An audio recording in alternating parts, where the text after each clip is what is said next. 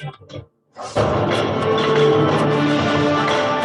everyone, it's Vigilant Christian Mario, and you're here for another edition of Illuminati Media Exposed. In today's video, I'm going to be showing you how Batman is in fact the Illuminati Antichrist masquerading as a superhero. Now, there is an important agenda for the satanic elite that are preparing the way for the Antichrist in our world today. They need to condition and mentally prepare the masses to perceive the coming Antichrist as a hero, as someone who's going to bring peace in a time of chaos. Then with Batman, that is what they're doing. They're subconsciously programming the masses to love the coming Antichrist because the great majority of the world will embrace him. So the mind control is in operation today. And Batman plays a huge role in that. And I'm going to show you that in this video. We're going to look at a lot of evidence that points to him being an Antichrist figure. So let's get right into it. Now, the first thing that we need to look at is Batman Volume 1 and edition 666, actually entitled Batman in Bethlehem. And what you notice here is he even takes the character of the Antichrist, the third Batman claiming to be the Antichrist, returning to bring about Armageddon. So we see that in the comic book series, he has played the role of the Antichrist. And in edition 666, that's what he's doing, because that's exactly what I'm telling you. He is the Antichrist masquerading as a superhero. Another thing that gives us proof, evidence that that's exactly what they're doing is the fact that he's called Batman. In the occult, if you do research, you're going to find out that the bat is perceived as having supernatural powers. It drinks blood, and in satanic cults, they do rituals where they drink blood, and the Bible says there is life in the blood, and it tells you not to drink it because it's satanic and evil. But the occultists, the fallen people of the world who are into Satanism, they love to drink blood. And they love to admire this creature. So obviously he is called Batman. Now, another interesting fact here is Gotham. If you study Batman, you know that that's the city that he protects. Did you know that the word Gotham actually means homestead where goats are kept? The home of goats? Why would that be important? Well, if you study the occult, you're going to find out that they worship the Baphomet, the goat-headed demon, which is a representation of Satan, Lucifer, the fallen angel. And also in the Holy Scriptures, we are told that goats represent the children of the devil. So here we have the Antichrist protecting Gotham, the city of devils, and he's their protector. Do you not see this yet? I mean, I could stop the video right here and anyone with eyes to see actually sees that that is clearly what's going on. But there is so much more evidence, so let's just keep going. Now, in the first movie, Batman Begins, we are told that he joins a secret society, a brotherhood, known as the League of Shadows. Now, he even has an initiation to get within the League of Shadows. He's trained in martial arts and other forms of just fighting and all this stuff. So he becomes a hardcore ninja. But why is that important? Well, if you study the Illuminati, which the Illuminati is the secret society that is preparing the way for the Antichrist in the world today, they are a league of shadows. They hide in the shadows. You have to get initiated to get within the group, and they teach you their theology and their lies and their doctrines. So it's fitting to see that when Batman began, he joined the League of Shadows. So there you go, more proof. Now, in The Dark Knight Rises, aka the Antichrist Rises, we see here a fire will rise. Welcome to a world without rules. Now, why welcome to a world without rules? It's a new world. And one of the satanic credos that they follow is do what thou wilt shall be the whole of the law. They are looking for a world without rules because God brings the law and they are satanic, and their Antichrist wants to bring a world without rules. And that is why you see this hidden there at a subconscious level, programming the masses for the Dark Knight who rises. I mean, it's just blatantly in everyone's face here.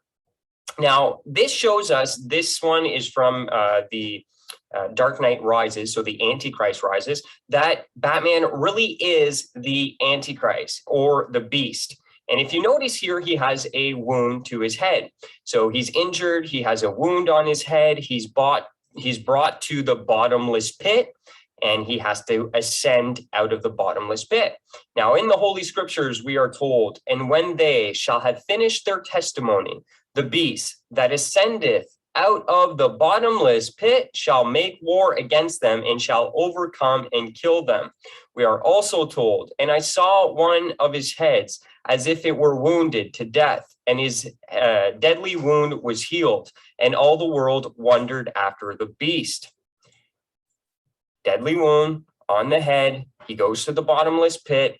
He ascends out of the bottomless pit to bring order in Gotham, to bring the new world order. And he is marveled by the goats, by the world. They all admire him for suffering his wound, ascending out of the pit, and establishing a new order in the world. Now, if you're not getting this by now, I mean, there's just so much.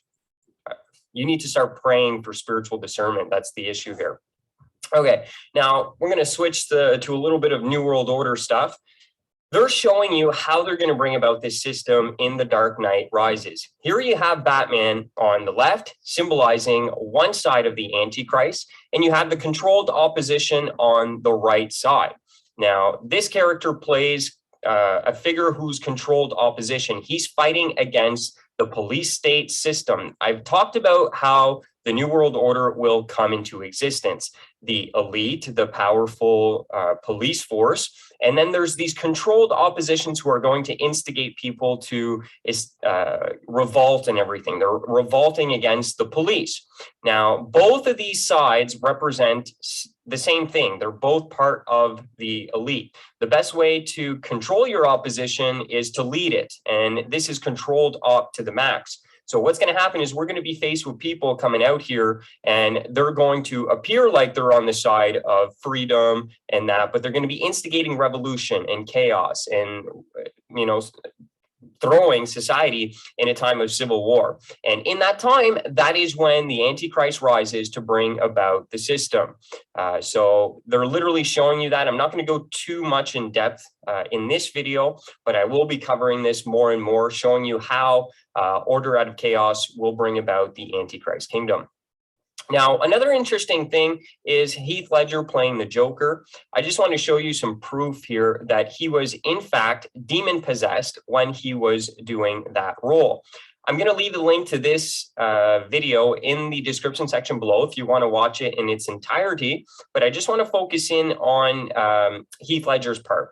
What this is showing us, the April and Wayne show have shown that actors are using a demonic method. They call it method acting. Well, they never get out of character. Let's just hear about Heath Ledger and how basically he was demonically possessed for this role.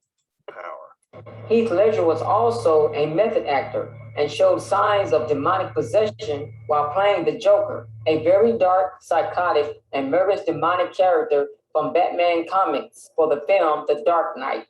My one experience with Heath on the film was our scene together in the hospital bed, which is really my only scene with him. And I was in the hospital bed that day, and I thought, well, I don't really have any lines. What am I going to do? And I had no idea what was going to happen. And so I got in the bed, and they were lighting, and Chris was walking around and doing things, and the Heath came around, and Heath was always in character. So he would come around and, you know, be talking to himself in the corner like this. And then he would come up. I was laying there, and I was watching him the whole time. And he came up and would walk around me like this. And I would watch him, and I would watch him. He'd walk around the hospital bed like this. I'd watch him. Didn't say anything for maybe an hour. He would walk around. And then we'd watch him, and then he'd start saying his lines. And I would watch him, boom, watch him come around the bed like this.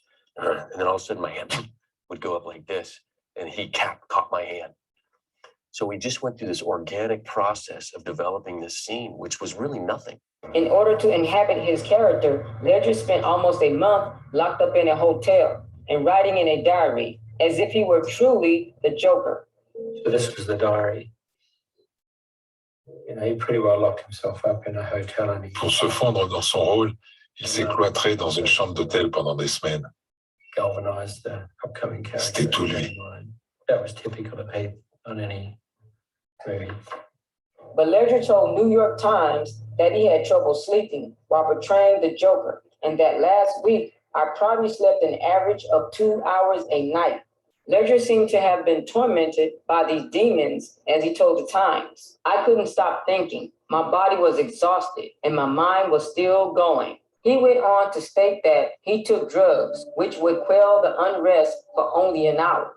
And actress Shirley MacLaine, who spoke much about the New Age and channeling spirits for acting, said, I had seen so many channels and mediums over the past few years, I decided I would apply the same thing to show business. I simply channeled a character that we created. This time, I allowed the character to inhabit me. I trusted the magic would work.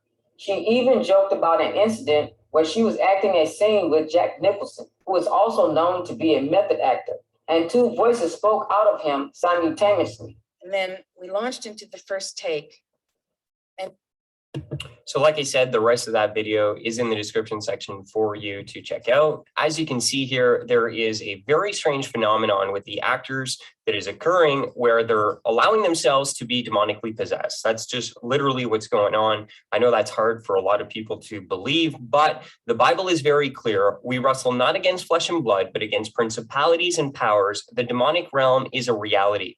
Don't be deceived. And what's happening is, although they think, and maybe they think that, you know, they honestly think that they're being creative and this is just part of a artistic process. No, they're being deceived. They are opening themselves up to being used by demonic spirits. So you just seen Heath Ledger's walking around the room going, that's demons, people, okay?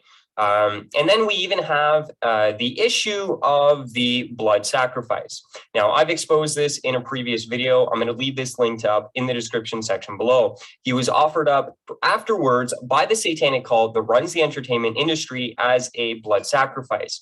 He was shown in his last movie, hung with satanic symbols on his forehead.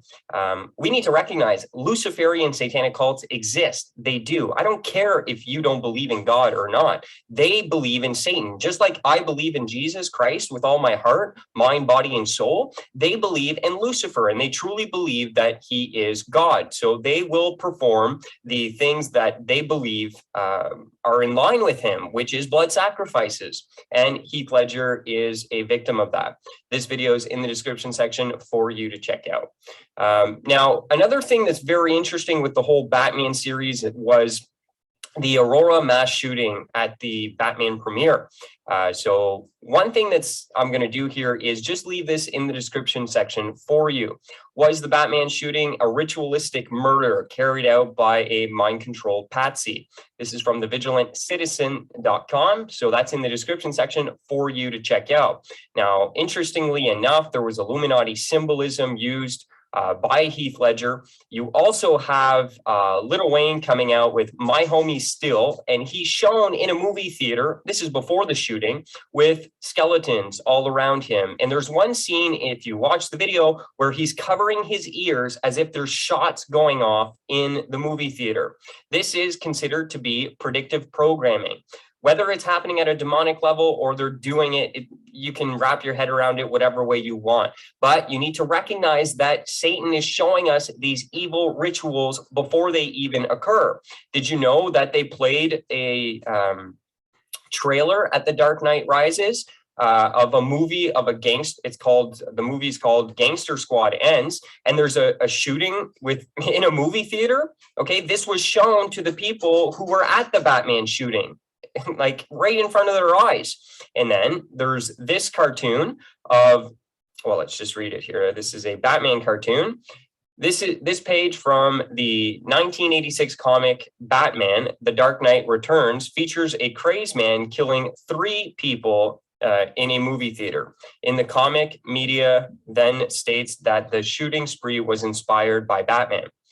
So, like I said, wrap your head around it however you want. You need to recognize that that is bone-chillingly strange.